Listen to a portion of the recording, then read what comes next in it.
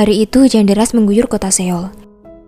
Tak mengurangi semangat Park Dong-won untuk mengemas barang-barangnya yang ia bawa ke apartemen barunya, yang ia beli dengan hasil kerja kerasnya selama 11 tahun. Dia begitu senang dapat membeli rumah yang ia impikan selama ini. Ditambah para tetangga yang sangat ramah, membuat suasana di sana semakin nyaman. Terlihat Dong-won menyewa jasa pindahan untuk memindahkan barang bawaannya ke apartemen. Namun, petugas itu mengabarkan bahwa mereka terhalang sebuah mobil yang diparkir di dekat pintu masuk. Diteleponlah pemilik mobil itu berulang kali.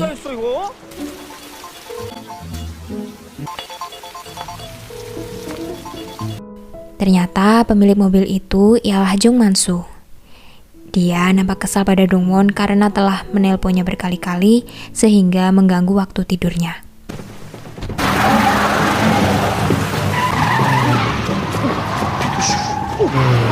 Pagi ini, istri Dong-won menyiapkan sarapan untuk keluarganya sebelum berangkat bekerja. Mereka terlihat sangat senang karena telah memiliki rumah baru. Lalu sang anak menunjukkan sesuatu pada Dong-won dan istrinya. 내가 재밌는 거 보여줄까? 뭐?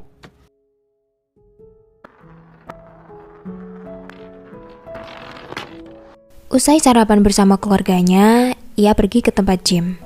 Namun, di sana ia malah bertemu lagi dengan si Man-soo yang kemarin sempat ribut dengannya. Man-soo ternyata seorang instruktur gym di sana. Dong-won mulai bertanya padanya tentang apartemennya yang terlihat miring. Ia menceritakan tentang anaknya yang menaruh kelereng di lantai dan langsung menggelinding sendiri ke sudut rumah. Namun, mendengar hal itu, Man-soo malah mengejeknya. Sesampainya di kantor, saat Dong-won mencoba browsing mengenai penyebab lantai rumah yang miring, ia mendapat ucapan selamat dari rekan kerjanya atas rumah baru yang berhasil ia beli. Mereka mengatakan daerah tempat tinggal Dong-won di Chansudong adalah bekas pabrik tempat pengolahan limbah mobil. Namun, Dong-won langsung menjawab bahwa pabrik itu sudah lama tidak ada di sana. Ia lalu mengundang rekan kerjanya untuk berpesta di rumah barunya. Saat pulang kerja, Dong-won sibuk memeriksa jendela yang ia rasa tampak seperti miring. 이제 됐습니까? 응? Hari pun berganti. Pada suatu malam, Dong-won mengunjungi tempat foto untuk foto bersama keluarganya. Dan dilanjutkan dengan makan malam bersama. Namun, hari-hari Dong-won dan istrinya selalu dipertemukan dengan Man-soo yang ada di mana-mana dengan berbagai profesi.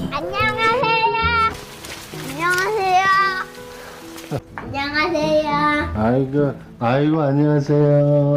Hari-hari membahagiakan dan menyebalkan Dong-won dilalui seperti biasa. 또 놀라셨네.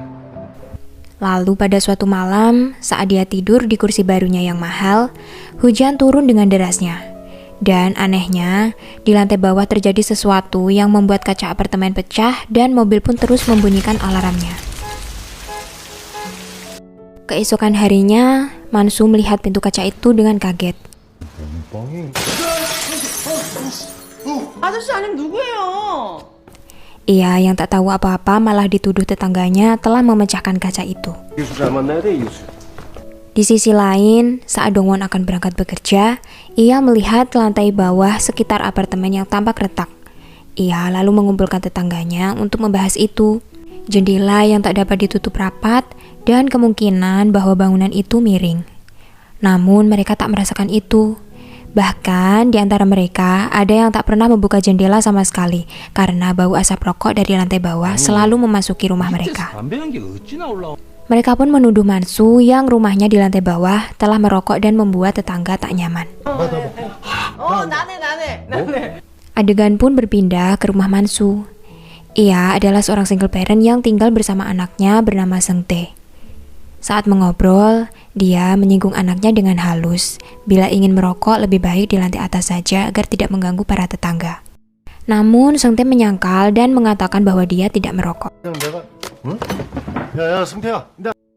Hari pun berganti. Terlihat Man-soo tengah memperbaiki kaca pintu masuk gedung apartemen yang pecah kemarin menggunakan bahan seadanya. Lalu datanglah Dong-won bersama rekan kerjanya yang akan memulai pesta di rumahnya hari itu. Man-soo lalu menunjukkan bukti kerusakan di apartemen itu pada mereka, hingga membuat Dong-won malu dan berusaha mengajak mereka untuk bergegas pergi ke rumahnya. Malam pun tiba. Dongwon dan rekan-rekannya berkumpul di ruang tamu, memulai pesta dengan makan-makan dan minum bersama. Dongwon juga memanggil Mansu untuk bergabung bersama mereka.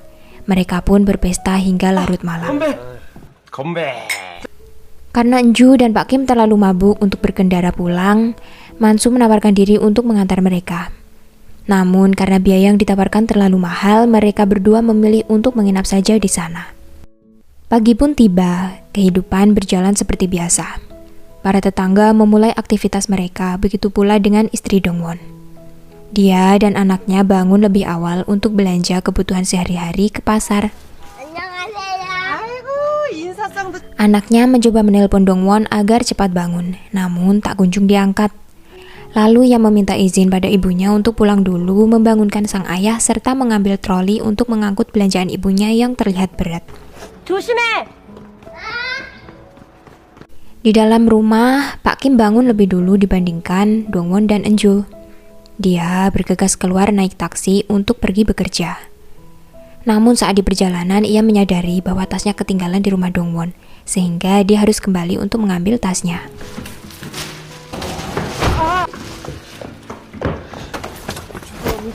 Di sisi lain, Mansu sedang memeriksa keadaan air di seluruh kamar pemilik apartemen yang ternyata mati semua. Lalu ia bertemu anak Dongwon yang santun, sedang membawa troli. Mansu pun bertanya keadaan air di rumah ayahnya. Anak itu menjawab bahwa tidak ada air di rumahnya. Mansu lalu bergegas ke atap gedung untuk memeriksa keadaan tandon air di sana. Ternyata di sana ada Seng Tae yang sedang merokok bersembunyi dari ayahnya. Mansu lalu menanyakan pada tetangga sebelah gedung apakah ada air di sana. Lalu orang tua itu menyemprotkan air pada Mansu yang berarti keadaan air di sana baik-baik saja. Tiba-tiba peristiwa mengejutkan terjadi.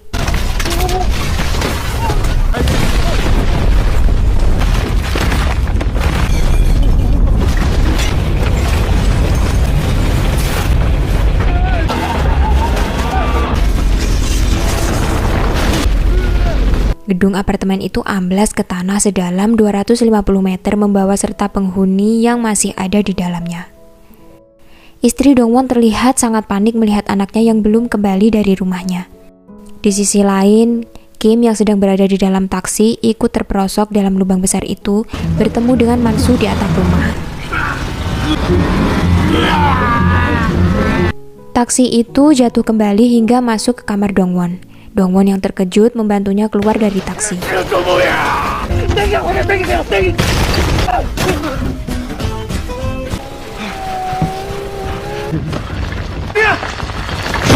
Lalu mereka menghampiri Enju yang juga terjebak di sana dan syok melihat kejadian ini. Di sisi lain, Mansu yang terjatuh terperosok masuk ke kamar Dongwon dan bertemu dengan yang lain. Mereka mengkhawatirkan anggota keluarga masing-masing. Mansu lalu menceritakan bahwa tadi ia bertemu dengan anaknya Dongwon di apartemen sebelum longsor terjadi. Sepertinya anak itu bergegas pergi sehingga kemungkinan ia tidak ikut jatuh bersama mereka dan selamat di atas sana. Mendengar itu Dongwon sedikit lega. Mereka lalu mencoba ke atap untuk mencari sinyal guna meminta bantuan. Sayangnya di sana tidak ada sinyal sama sekali. Di luar kehebohan terjadi. Petugas rescue sudah berkumpul dan banyak warga begitu panik. Petugas penyelamat mencoba turun untuk melihat keadaan di bawah sana. Namun mereka terhalang tanah yang mulai longsor kembali.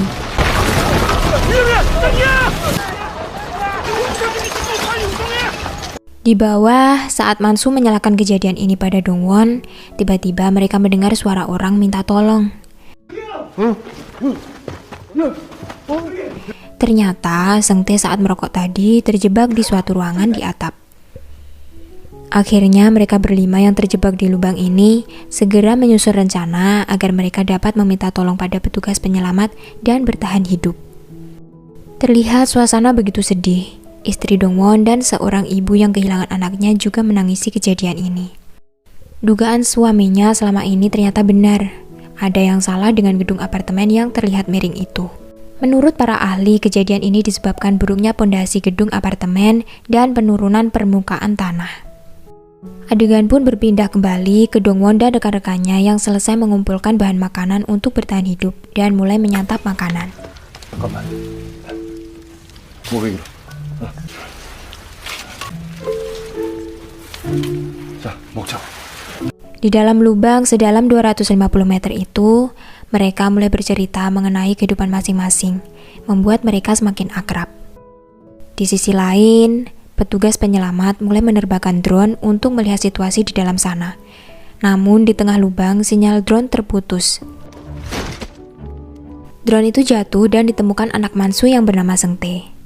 Tahu bahwa mereka akan diselamatkan oleh tim penyelamat, ia mulai memanggil rekan-rekan yang lain untuk berbicara di kamera drone itu, memberitahu keadaan mereka yang masih hidup. Namun kebahagiaan mereka seketika terhenti karena gedung yang mereka pijak kembali jatuh semakin dalam. Suasana semakin tegang. Enjo yang melihat Kim akan jatuh ke dasar lubang berusaha menyelamatkannya menggunakan sebuah tali.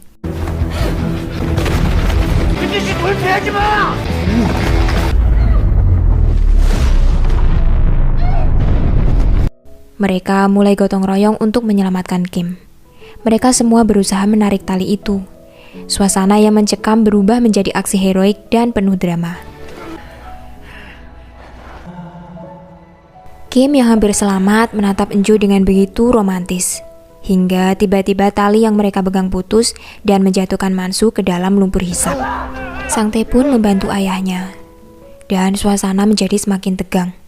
Mereka berdua semakin tenggelam dalam lumpur hisap itu.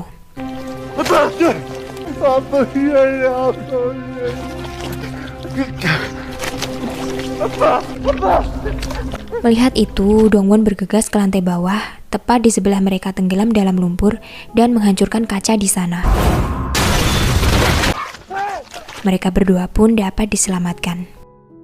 Sementara di atap gedung, drone kembali mendapat sinyalnya dan terbang keluar dengan membawa video yang terekam. Tim penyelamat serta warga terkejut dan bersyukur masih ada orang yang selamat di sana. Istri Dongwon sangat senang melihat suaminya selamat. Namun, ia mengkhawatirkan anaknya yang terlihat tidak ada dalam rekaman itu. Di sebelahnya, seorang ibu juga mencari anaknya yang ikut jatuh ke dalam lubang. Namun, dalam video hanya memperlihatkan Dongwon dan rekan kerjanya saja. Hari berikutnya, cuaca yang begitu cerah berubah menjadi mendung. Para petugas penyelamat yang mengetahui ada warga yang selamat di dalam lubang membuat sebuah rencana penyelamatan. Mereka merobohkan pondasi apartemen sebelahnya untuk menyelamatkan Dongwon dan rekan-rekannya. Namun, para pemilik apartemen tak setuju dengan rencana itu. Akan tetapi, seorang kakek yang sempat bertemu dengan Mansu tepat sebelum longsor terjadi, berhasil meyakinkan mereka agar pondasi apartemen mereka dibongkar. Pada malam hari, para petugas mengirimkan perlengkapan bertahan hidup ke dalam lubang. Dengan perasaan senang, mereka membongkar dan memakai perlengkapan itu yang berupa lampu senter, alat oksigen, telepon, dan berbagai bahan makanan. Lalu, satu persatu mereka menggunakan telepon itu untuk menghubungi keluarga masing-masing. Dongwon lalu dikejutkan dengan sebuah kabar bahwa sang anak tak bersama istrinya. Karena sesaat sebelum longsor, si anak pulang ke rumah untuk mengambil troli dan kemungkinan ikut terjebak di sana. Adegan lalu berpindah pada anak Dongwon yang terjebak di dalam mobil di lantai dasar apartemen. Dongwon yang dibantu rekan-rekannya mulai mencari dan menyelamatkan anaknya melalui sebuah lift yang diduga tempat terakhir Mansu melihat anak itu. Namun Dongwon tak menemukan apapun di sana. Di luar, petugas penyelamat sedang berusaha mengevakuasi mereka menggunakan alat berat. Akan tetapi, apartemen sebelah yang pondasinya dibongkar, alat-alat yang digunakan tak bisa menahan berat apartemen, sehingga menyebabkan gedung itu runtuh dan jatuh ke dalam lubang menyebabkan getaran yang kuat. Beruntungnya, bangunan itu tersangkut di tengah lubang dan tidak menimpa apartemen di bawahnya. Karena tali pengaman terlepas, Dongwon terjatuh ke lantai dasar dan teriakannya didengar oleh si anak. Anak Dongwon melihat ke arah lubang dengan harapan ia melihat ayahnya di sana. Namun ternyata itu anak dari ibu yang bersama istri Dongwon di atas.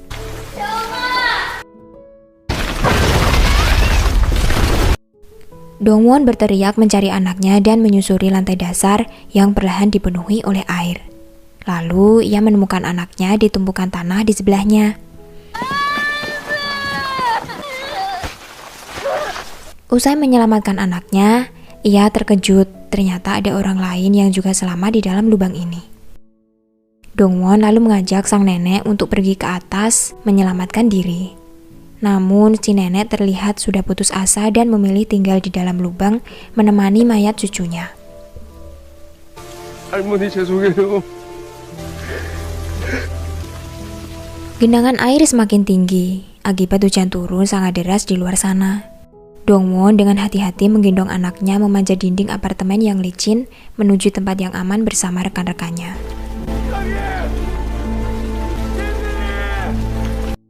Mendengar teriakan Dongwon, Kim dan teman-teman mencari sumber suara dan segera menyelamatkan Dongwon beserta anaknya.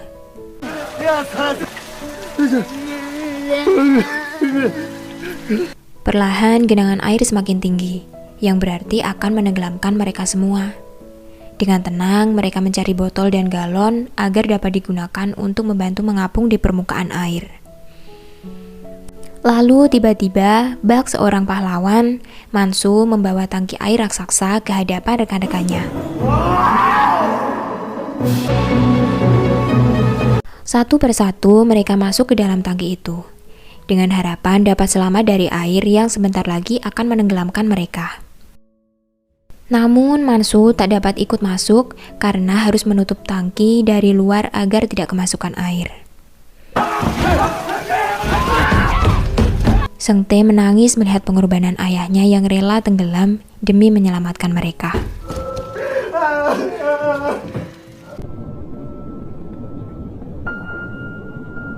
Tangki air yang mereka tumpangi sempat terhantam bangunan di atasnya dan tersangkut pada kabel.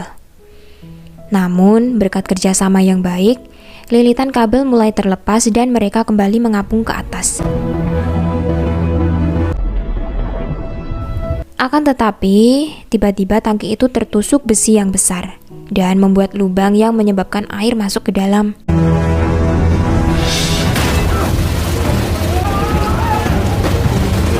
Mereka berempat berusaha keras mendorong besi itu agar terlepas dari tangki. Lalu tiba-tiba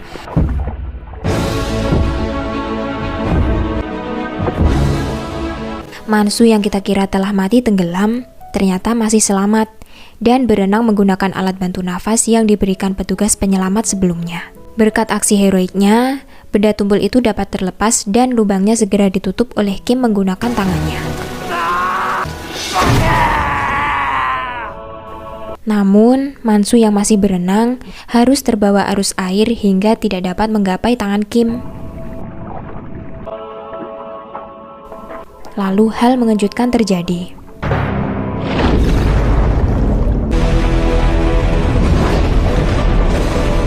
Akhirnya Dongwon dan rekan-rekannya berhasil mengapung di permukaan air, diikuti Mansu yang membuka penutup tangki air itu.